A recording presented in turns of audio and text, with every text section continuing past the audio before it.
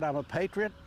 I love my country, and I've been in a lot of them. You won't find the freedom that you have here in the United States. Kenneth Johnson used these 3 statues to remind people driving by that freedom came at a cost. I mean, it was a kneeling soldier at the cross was the main one.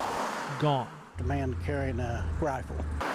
Also gone. You mess with a lot of my stuff, but don't mess with my military stuff. I earned it. Earned it with 20 years of service.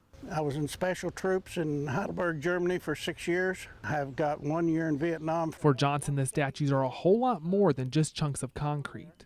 It was me showing that I'm proud of my country. The Greene County Sheriff's Office is trying to track the statues down. We talked to the people who live in the area, anybody who may have been out at the time, whether it's landscapers, the mail carrier. No lead so far, but they do want your help. If somebody notices it in a store or in a flea market or something like that, we can always contact the manager or the owner and ask them, maybe if they know who brought it in or when they possibly brought it in. So Johnson can get his statues back. At one setting here, don't steal from me. Come up, I'll give you a shirt off my back, but don't steal from me. But Johnson says he's willing to forgive.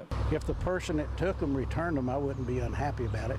In Springfield, I'd just accept them. Jonathan Wahl, KSPR News. And a story first brought to you on KSPR. A Vietnam veteran has military statues taken from his front yard. After watching our story, people from across the Ozarks volunteered to replace the statues. Now, a few months later, those statues have been taken out of the yard once again. KSPR's Jonathan Wahl has the update. Well, I'm looking for some surveillance equipment, something that I can put in my front yard, just something that if anybody messes around in the front yard, their picture's taken. A way to show his patriotism. Vietnam vet Kenneth Johnson is proud of his military statues.